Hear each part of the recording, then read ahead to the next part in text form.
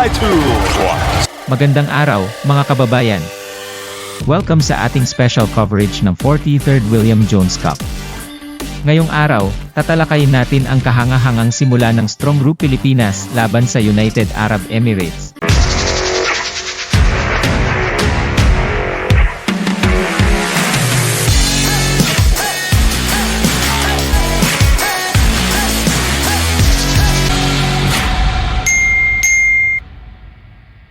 Pinangunahan ng mga kilalang manlalaro tulad ni Kiefer Ravena, Jordan Heading, at Chris Mkulov ang Strong Group sa kanilang unang laban sa Jones Cup 2024.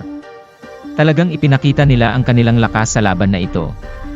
Ngayong Sabado na hapon, July 13, nakuha ng Strong Group Pilipinas ang isang napakagandang panalo laban sa United Arab Emirates sa score na 104-79.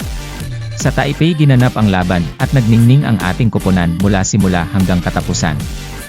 Sa simula pa lang ng laro, nagpasiklab na sina Chris Mkulov at Jordan Heading na siyang nagbigay ng malaking kalamangan sa ating koponan. Umabot pa sa 30 puntos ang lamang ng Pilipinas huli na sa laro, 94-64, kaya talagang hindi na nakabangon ang UAE. Napakagandang simula ito para sa Strong Group sa kanilang kampanya sa Jones Cup 2024. Abangan natin ang kanilang mga susunod na laban, at ipagpatuloy natin ang pagsuporta sa ating koponan. Para sa karagdagang updates at live coverage, huwag kalimutang mag-like, share, at mag-subscribe sa aming channel.